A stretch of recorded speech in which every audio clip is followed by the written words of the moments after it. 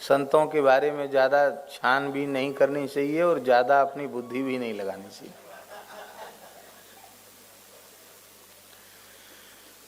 एक घटना हमने अपनी आंखों से देखी, एक वृंदावन के संत के बारे में।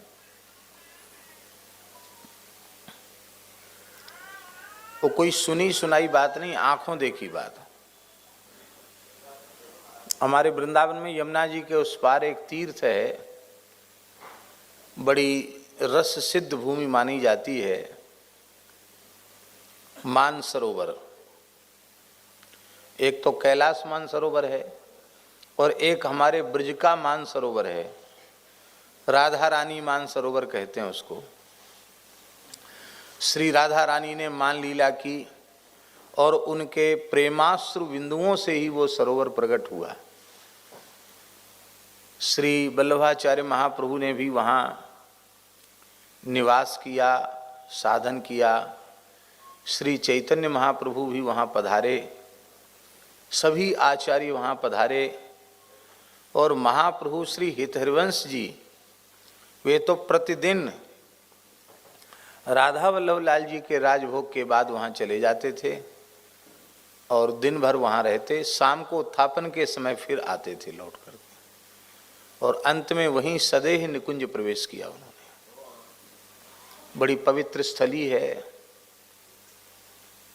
महाराज जी ने एक महानुभाव थे, उनको हम लोग सीओ साहब कहते थे।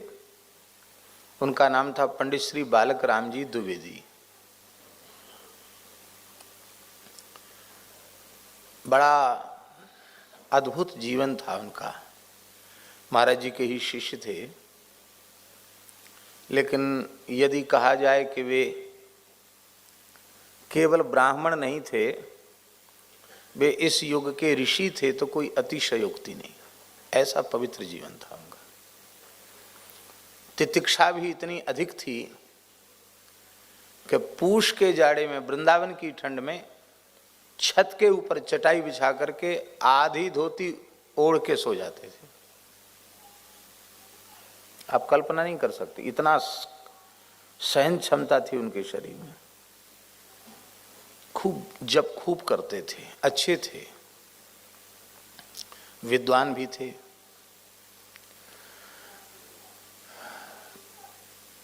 महाराज जी के शिष्य थे, पर महाराज जी उनको अपना मित्र कहते थे। फर्रुखाबाद जिले के थे। आयु भी लगभग महाराज जी के समकक्षी थी उनकी। तो जैसे बाबूजी के एक पैर में तकलीफ है, थोड़ा चलने में तकलीफ है, उनको भी तकलीफ थी। वो घूमने का स्वभाव खूब था उनका भी। यहाँ दर्शन करने जाएंगे, वहाँ जाएंगे। महाराज जी बोले कि तुम ले जाओ इनको, सीओ साहब जी को, राधा रानी मानसरोवर दर्शन करा लाओ। अब वो चलते धीरे धीरे थे, वृद्ध थे, पैदल ही वृंदावन से उनको मानसरोवर ले गए। वहाँ सरोवर में स्नान किया, राधा रानी का दर्शन किया। गर्मी का समय था,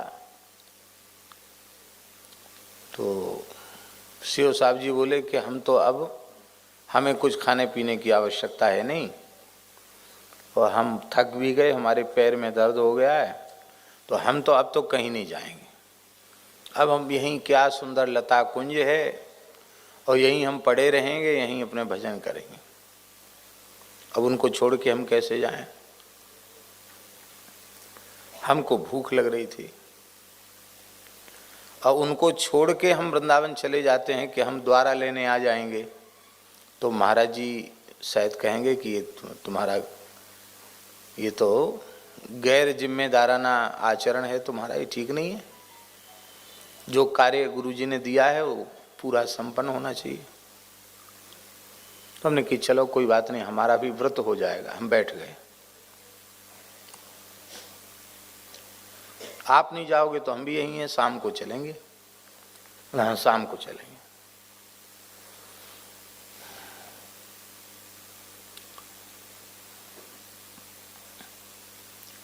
थोड़ी ही देर बाद, लगभग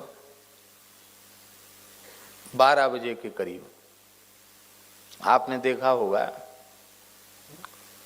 एक महात्मा थे सुदामा कुटी में, मनसुखलाल जी। उनके कई नाम थे, कोई कहता था कलयुग बाबा, कोई कहते थे मनसुखलाल, महाराज जी कहते थे मनसुखलाल, और नाम उनका था श्री ब्रजमोहन दास जी। पुराने संत थे। और परम पूज्य श्री सुदामा दास जी महाराज उनको सतयुग बाबा कहते थे। और परम पूज्य गोरेदाऊ जी वाले बड़े महाराज जी, परम पूज्य श्री वैष्णव दास जी महाराज, वो भी उनको सतयुग बाबा कहते थे। और ब्रजवासी उनको कलयुग बाबा कहते थे।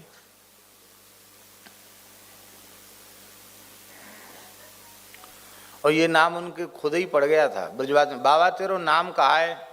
अरे बा नाम कहा हो, कलयुग को बाबा हूं। तो कलयुगी बाबा से कलयुग बाबा हो गए। और महात्मा बहुत अच्छे संत थे। आयु, हमने जो उनकी आयु देखी है 90 वर्ष से ऊपर की आयु थी। और वृंदावन की परिक्रमा 40 से 45 मिनट में लगाते थे। पंचकोशी वृंदावन की परिक्रमा दौड़ के। विलक्षण थे वो महात्मा। और उनके मन में कभी आ जाता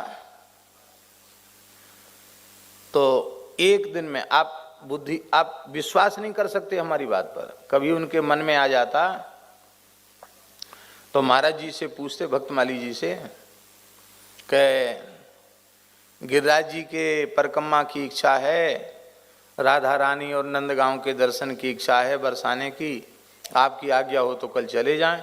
महाराज जी कहते ठीक है चले जाओ। तो सवेरे चाय पी के वो चलते, गिलास में चाय बना लेते थे। काय में चाय? एक गिलास में चाय बना लेते थे। इतनी सी उनकी सिगड़ी थी, उसका इतना उसका मुंह, 2-4 कोयला में गरम, उसी में एक गिलास में चाय बना लेते थे। और कटोरी में पकौड़ी बना लेते थे, छोटी सी कटोरी में पकौड़ी बना लेते थे। तो वृंदावन से पैदल चलकर, आप सुनकर आश्चर्य करेंगे, वृंदावन से पैदल चलकर मथुरा भूतेश्वर महादेव का दर्शन करते हुए, मथुरा से पैदल चलकर गिरिराज जी में 7 कोस की परिक्रमा कर, एक ही दिन में 7 कोस की परिक्रमा करके पैदल बरसाना गौर वन की परिक्रमा करके राधा रानी का दर्शन करके पैदल नंदगांव नंदलाला का दर्शन करके, और पैदल वहाँ से कोसी, और कोसी से पैदल छठीकरा होते हुए, गरुड़ गोविंद होते हुए रात तक वृंदावन। हम फिर कह रहे हैं कि अभी भी लोग विश्वास नहीं करेंगे कि कोई व्यक्ति इतना चल सकता है।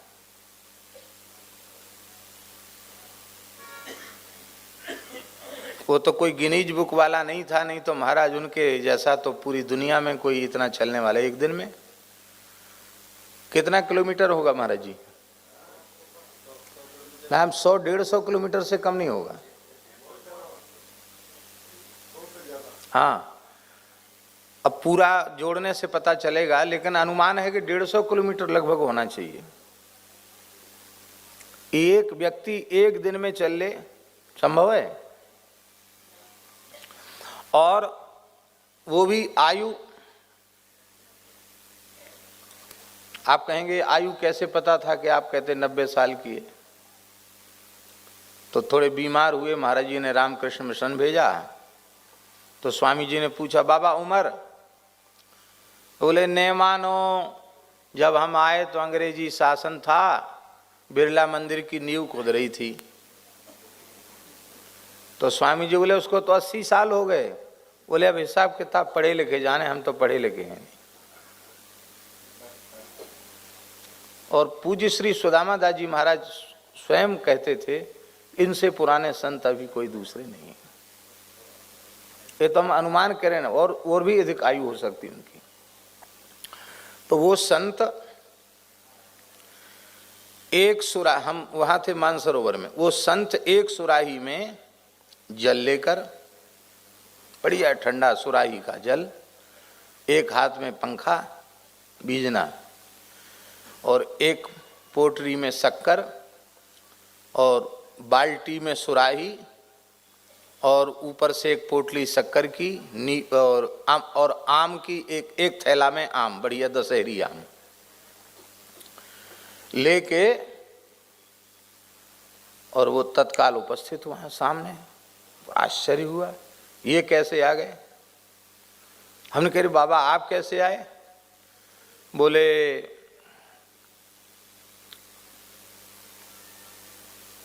मेरे राम के मन में आया कि ये बुढ़े तो वहीं पड़ जाएंगे जाके और हमारे पंडित जी दिन भर भूखे रह जाएंगे, तो ये बढ़िया दशहरी आम है और ये बढ़िया ठंडा सुराही का जल है, तुरंत अभी बनाए। मानसरोवर के जल में उन्होंने आम धोए और तुरंत अमरस बनाया, बढ़िया अमरस बना दिया। खूब डट के अमरस पिया हम लोगों ने। ऐसी मनी मन राधा रानी को भोग लगा। श्री जी का मंदिर तो बंद हो गया था। और एक छोटी सी जो है एक दरी और लाए बिछाने के लिए, तो दरी बिछा दी उन्होंने। दरी पे हम लोग बैठ गए। हमने कि बाबा आप ले लो। बोले नहीं, हम तो सुदामा कुटी जाके पंगत करेंगे, आज भंडारा है, खीर मालपुआ की रसोई है, वहाँ जाके हम तो पंगत करेंगे, प्रसाद पावेंगे, ये हम अमरस से हमारा काम नहीं चलेगा। तो बाबा कब जाओगे, तब तक तो पंगत। अब ही पहुँचे और आश्चर्य आप मानेंगे कि अब तो वहाँ थोड़ी सी परिस्थिति बदल गई है। पहले नया रोड नहीं था, ऊंचा था और वहाँ से छोटा रास्ता था झाड़ी वाला।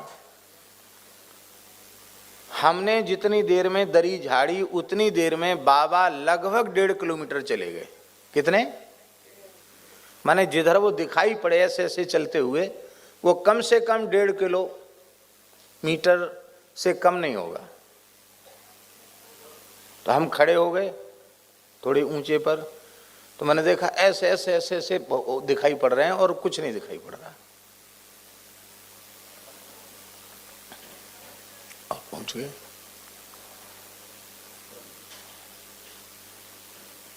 आज भी हमें विश्वास नहीं होता है कि दौड़कर भी इतने जल्दी 1-1.5 मिनट में 1-1.5 किलोमीटर कौन चला जाएगा? 1 मिनट में चला जाएगा कोई 1-1.5 किलोमीटर है? हाँ, कैसे चले गए? साइकिल से भी नहीं जा सकते हैं? नहीं, वो पगडंडी का रास्ता है, कोई वैसा रास्ता नहीं। बढ़िया अच्छा रास्ता हो तो कोई बात नहीं। तो हमको बहुत भारी आश्चर्य हुआ।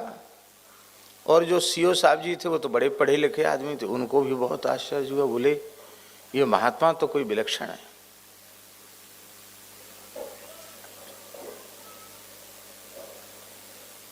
आकर हमने महाराज जी को सुनाया। महाराज जी बोले हाँ, महात्मा तो महात्मा हैं, ऐसी थोड़ी एक दिन में सब जगह हो आते हैं। संकल्प बल से, योग बल से महात्मा लोग चलते हैं। तो हमने बाबा कैसे इतने जल्दी चले? अरे बोले महात्माओं की ज्यादा छानबीन नहीं करनी चाहिए, हनुमान जी जाने। क्या बोले? हाँ, ज्यादा बोले छान, पंडित जी महात्माओं की ज्यादा, बाबाओं की छानबीन न करो, हम तो कलयुग के बाबा हैं, ज्यादा छानबीन मत करो, हनुमान जी जाने।